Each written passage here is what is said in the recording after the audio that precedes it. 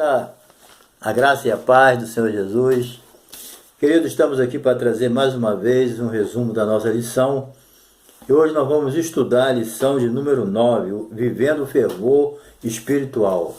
Hoje nós vamos aprender, o que pode levar um cristão a esfriar na fé, O que pode levar um cristão a se tornar indiferente para com as coisas de Deus.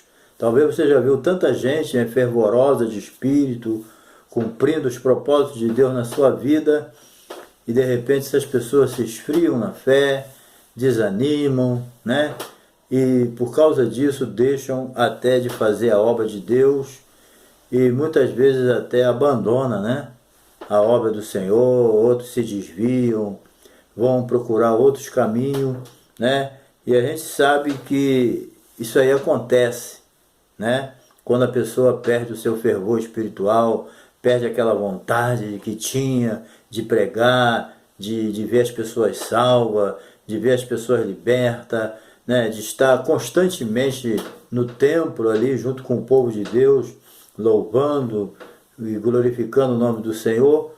Aí você olha para aquela pessoa tempos depois, ela não quer mais ir à igreja, não quer mais orar, não quer mais ler a Bíblia, não quer mais vir para a igreja, ou ir para a igreja, E a gente fica pensando, o que aconteceu, com essa pessoa? E a gente fica pensando, que alguém fez alguma coisa, naquela pessoa, o pecado já não é aquela coisa mais grave, Não tem mais temor, e infelizmente, o que aconteceu, É isso que nós vamos ver nessa lição. A pessoa peca, aí já tem uma desculpa porque pecou, já se justifica, então fica uma situação difícil, Então, nós vamos ver nessa lição, o que pode levar uma pessoa a ficar assim? O que aconteceu? Bem, esfriou na fé. Esse é o problema. Então, é um cuidado que a gente deve tomar, para não esfriar na fé. Porque não é difícil alguém ser fervoroso de espírito, animado, e amanhã está frio, Não tem mais vontade de orar, não tem vontade de jejuar, não tem vontade de estudar a Bíblia, não tem vontade de ir para a igreja. Ele perdeu todo aquele fervor, Todo aquele fervor espiritual foi embora e ele agora desanimou. Então nós vamos estudar uma lição muito importante, porque são coisas do nosso dia a dia que está acontecendo constantemente.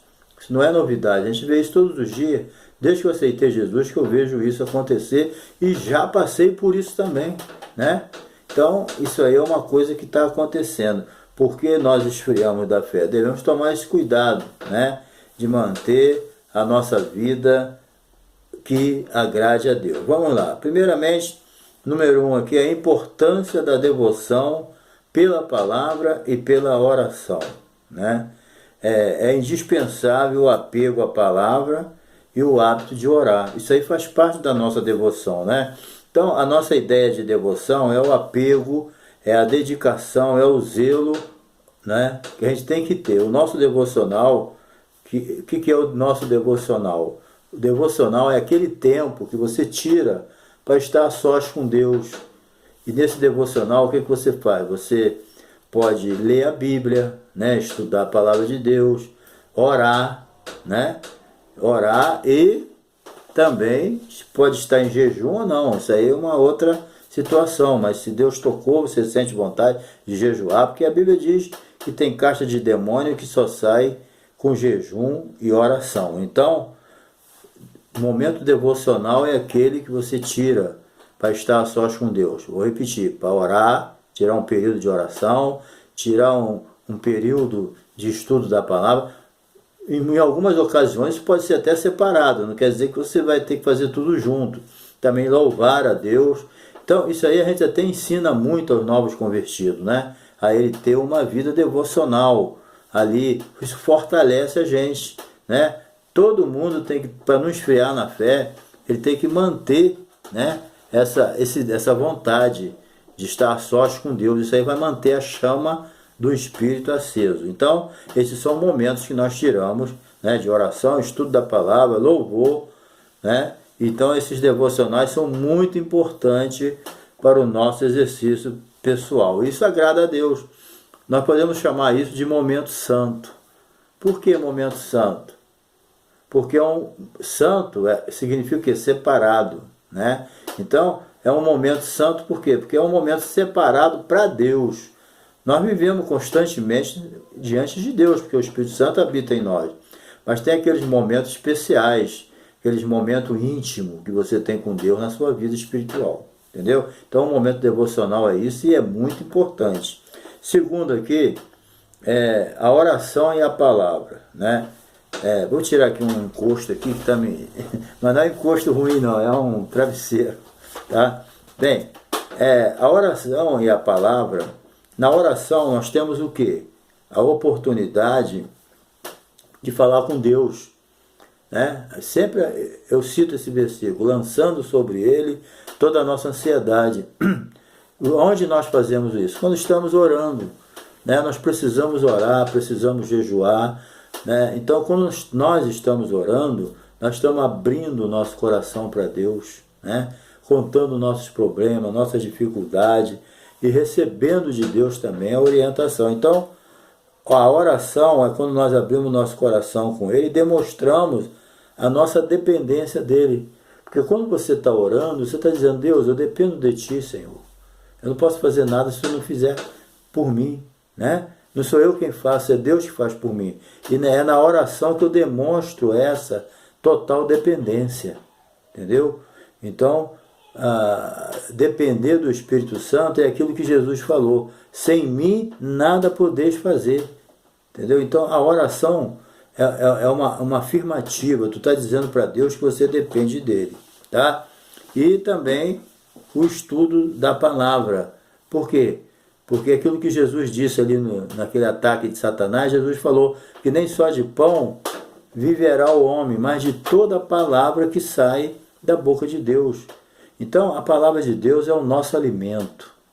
Nós somos alimentados. Quando você está lendo a Bíblia, espiritualmente você está sendo alimentado. Assim como o pão de cada dia alimenta o teu corpo para te manter de pé e fazer aquilo que nós temos que fazer, o alimento espiritual também ajuda a gente a fazer aquilo que nós temos que fazer no mundo espiritual. A palavra é o alimento, é o sustento e também é a que nos dá força para resistir o pecado, o diabo. O que o salmista falou? Eu escondi a tua palavra no meu coração para não pecar contra ti. Outro versículo do Salmo 119, né? Lâmpada para os meus pés é a tua palavra e luz para o meu caminho. Então veja o valor da palavra na vida do crente, né? Por isso que no devocional tem que ter os dois, mesmo que seja em momentos separados, mas é essencial. Então, a oração e a palavra andam junto. Perguntaram a um teólogo, né, um homem de Deus, qual que é mais importante, a oração ou a palavra? O que ele respondeu?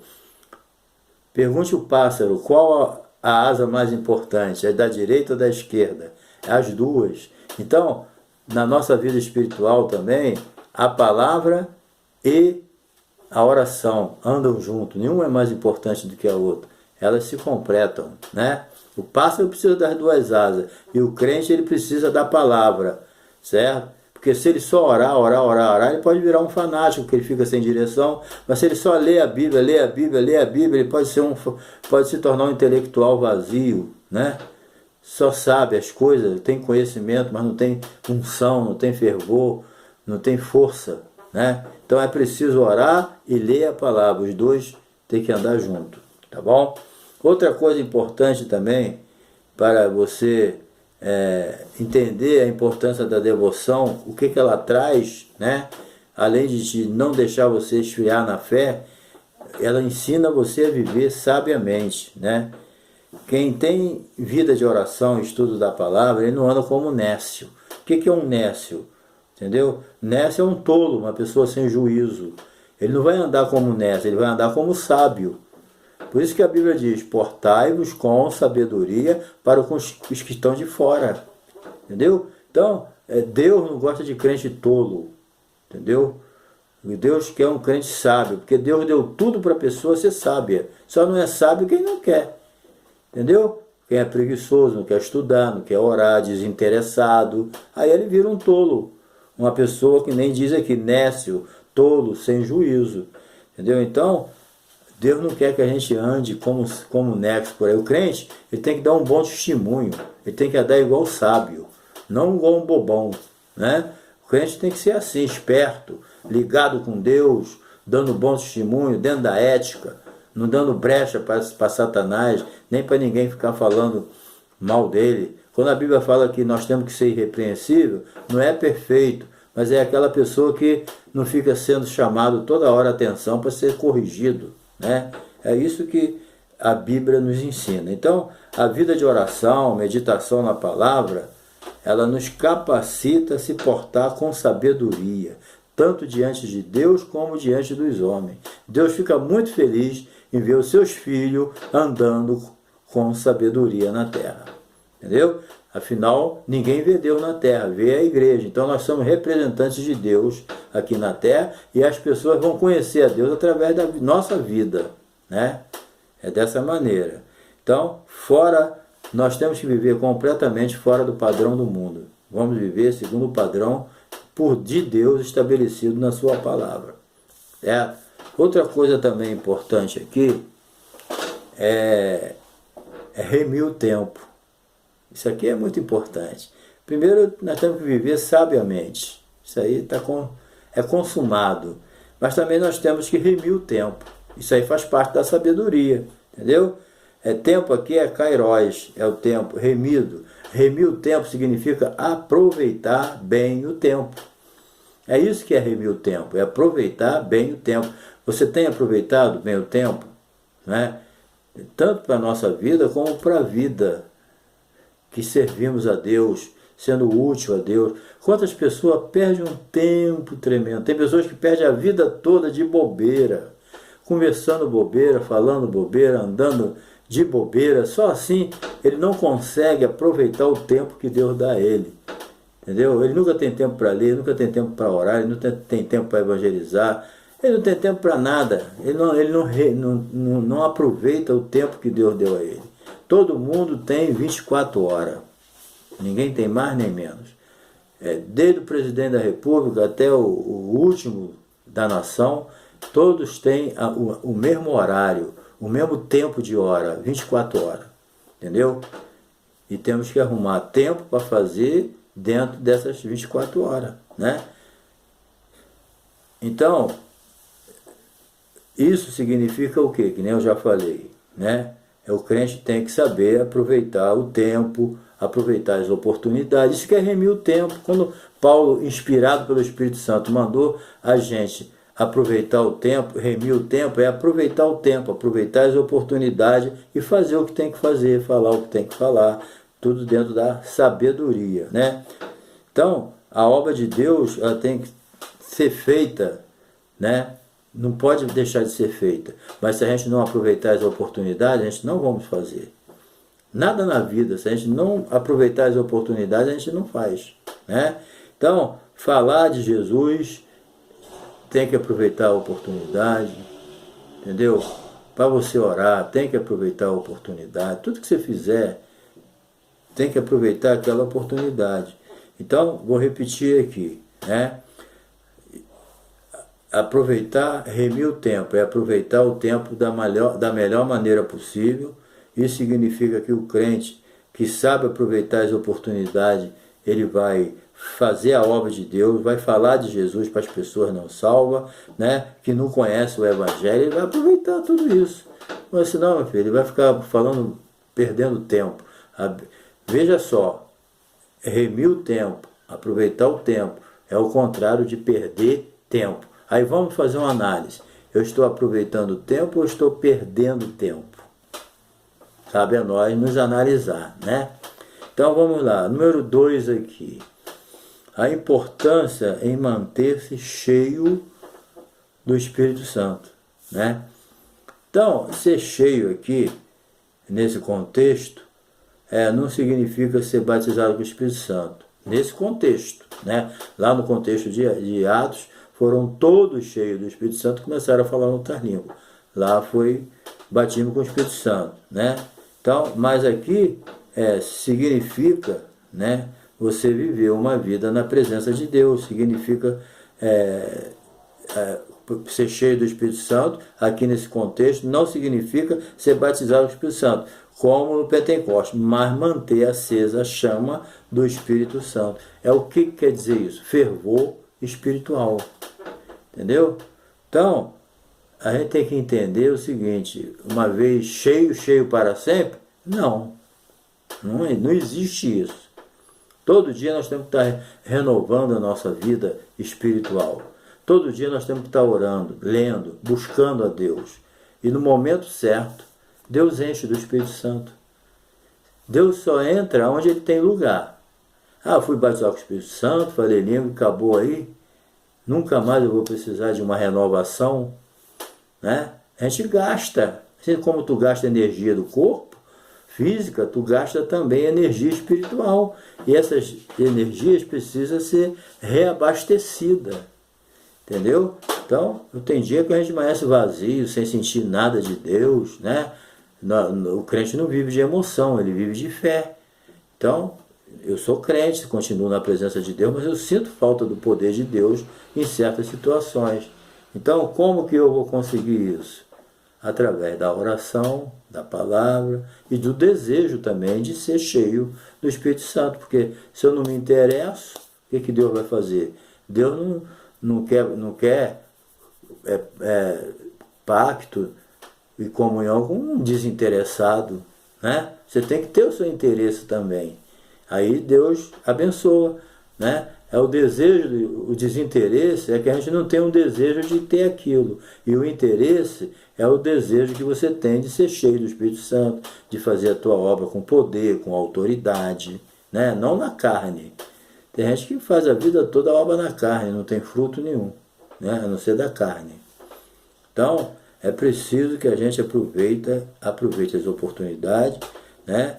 E vamos procurar manter a chama do Espírito Santo acesa, o fervor espiritual. Está sempre animado, sempre buscando o Senhor. E quando vem o desânimo, a gente vai buscar o Senhor de novo. E o Senhor anima, né?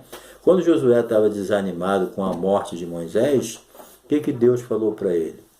Josué, levanta, fica de pé e vamos a uma obra. Eu sou contigo. Moisés é morto. Acabou. A história de Moisés acabou. Levanta a tua cabeça e é você que vai levar esse povo além do Jordão. E acabou.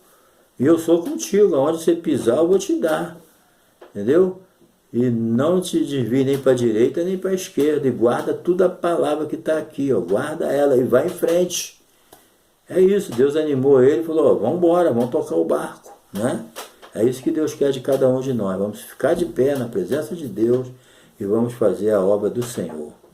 Bem, número 2, a importância e, conforme nós já falamos, de manter o nosso fervor espiritual, porque todo dia a gente precisa abastecer a nossa bateria, carregar ela, né? E também não nos embriagueis com vinho, certo? A bebida alcoólica, querendo ou não, ela tira o juízo, certo?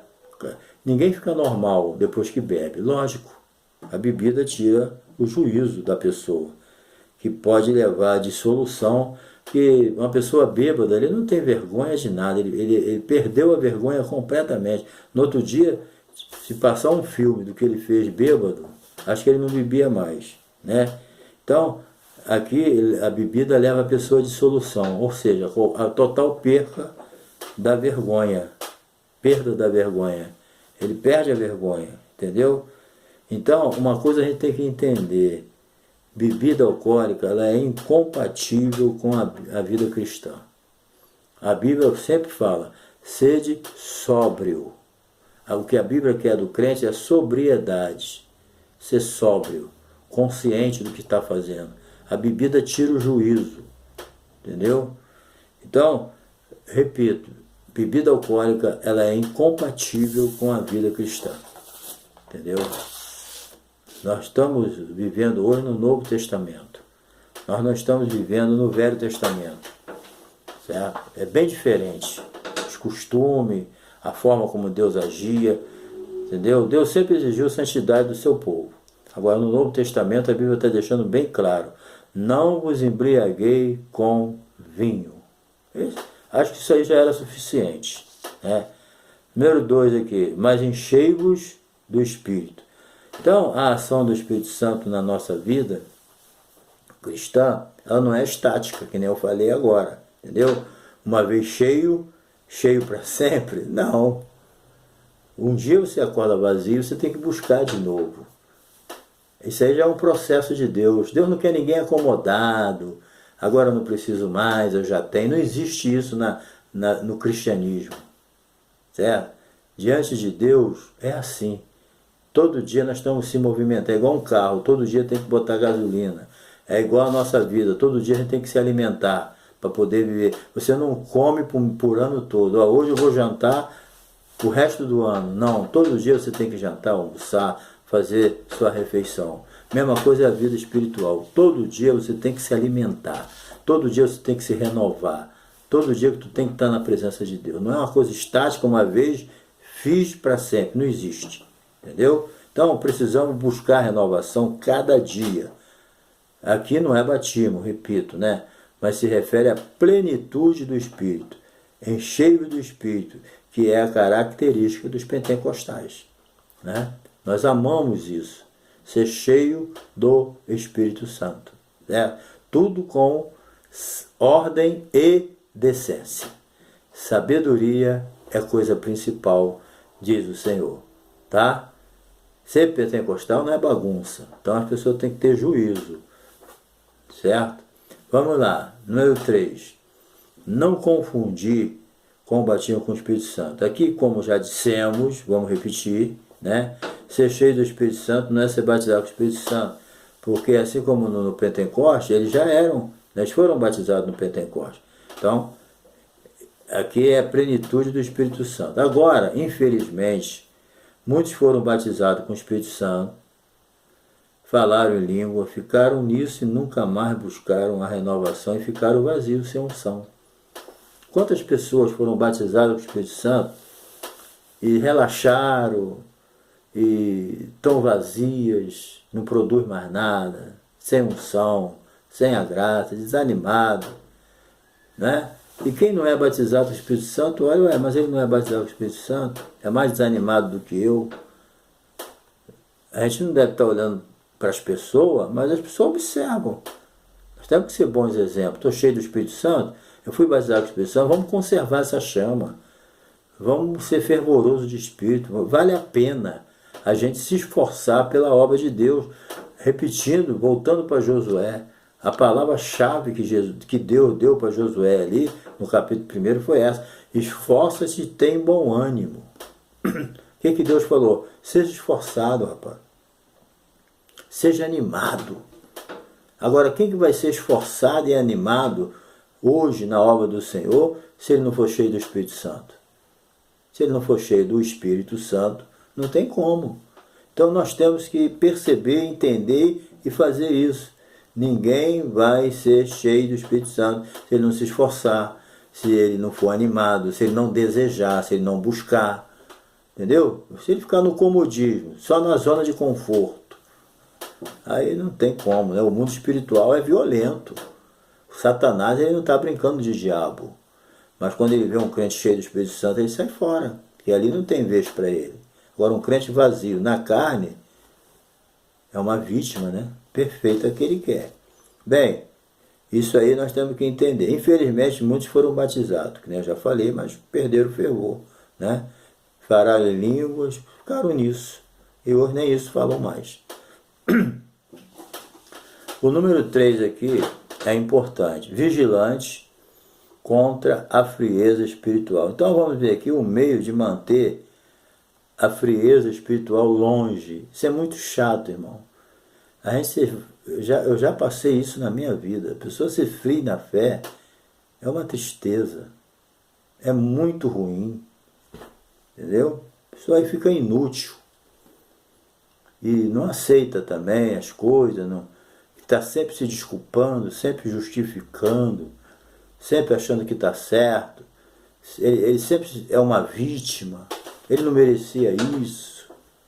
Entendeu? Tem sempre um probleminha na vida de uma pessoa que realmente esfriou na fé. Entendeu?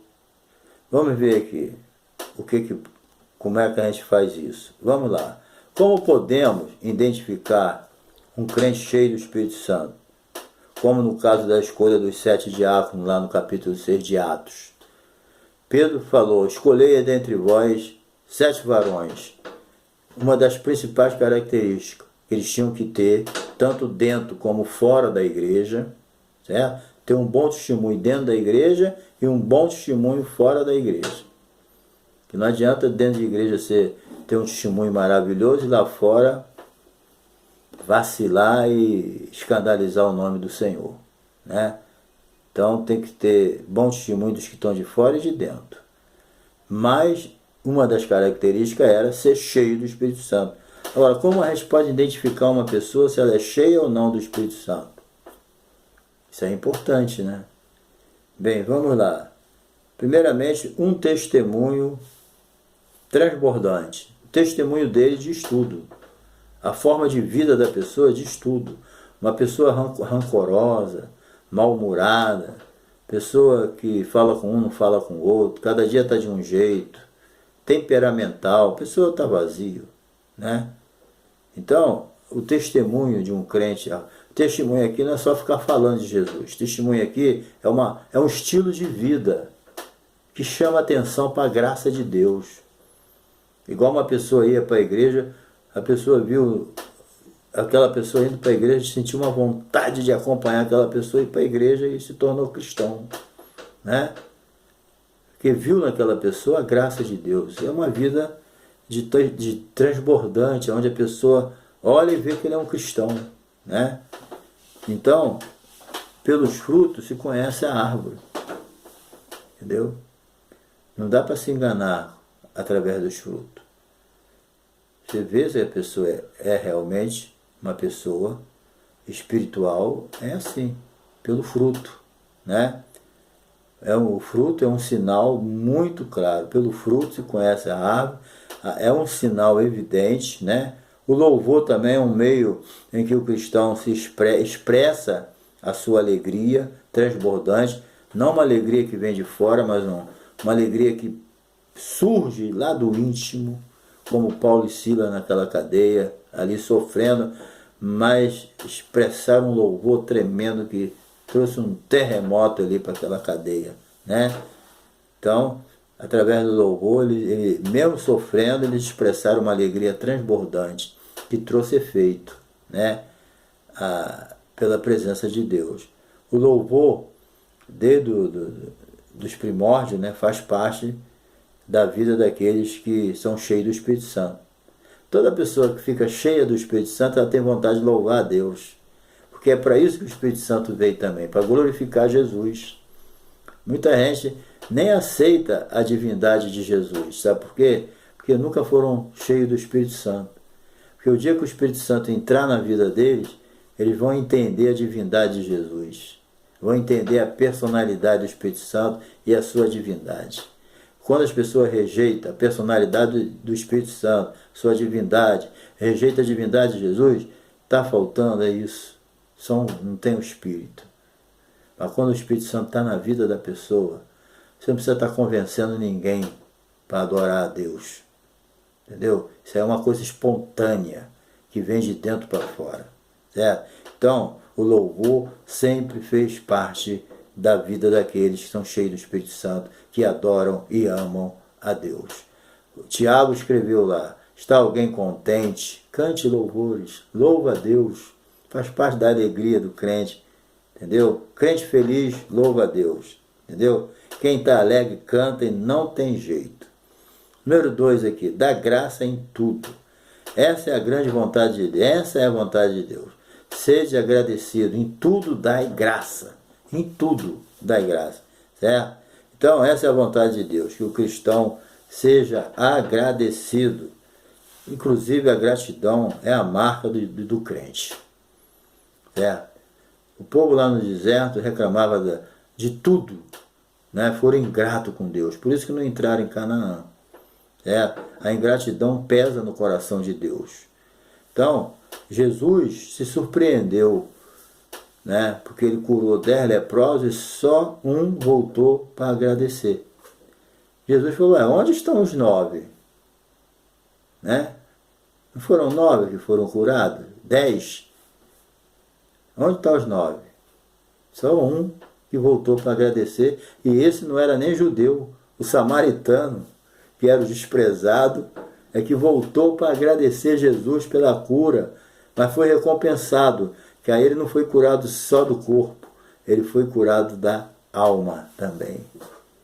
Recebeu bênção dupla, sabe por quê? Porque voltou para agradecer. Você, quando Deus te abençoar, volta para agradecer, que aí você vai receber mais uma bênção. Entendeu?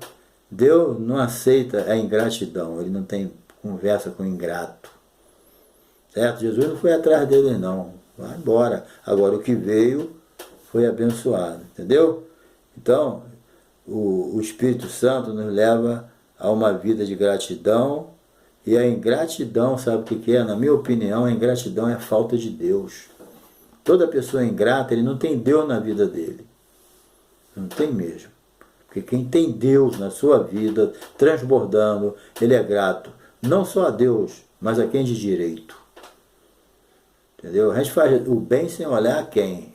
O ingrato é problema dele, né? Não vai atrapalhar a minha vida. Mas eu não entendo, não aceito que uma pessoa ingrata com qualquer coisa tenha Deus na vida dele. Está faltando é Deus. Porque o dia que Deus entrar na vida dele, ele vai ser grato a tudo, né? Outra coisa também que nos faz manter vigilante contra a frieza espiritual, vou repetir aqui, um testemunho transbordante, dar graça em tudo, mas também ser sujeito, né? O quebrantamento e a humildade expressam bem a plenitude do Espírito Santo. Então, a submissão é outra consequência de uma vida na plenitude do Espírito. Em regra, quem está transbordando no Espírito, está cheio do Espírito Santo, ele é uma pessoa submissa. Não existe alguém insubmisso que está cheio do Espírito Santo. Procura ver se alguém, a vida de um insubmisso. Ele não se sujeita a ninguém. É falta do Espírito. Porque quando está cheio do Espírito, ele é submisso a quem de direito. Entendeu? Principalmente a palavra. Ok?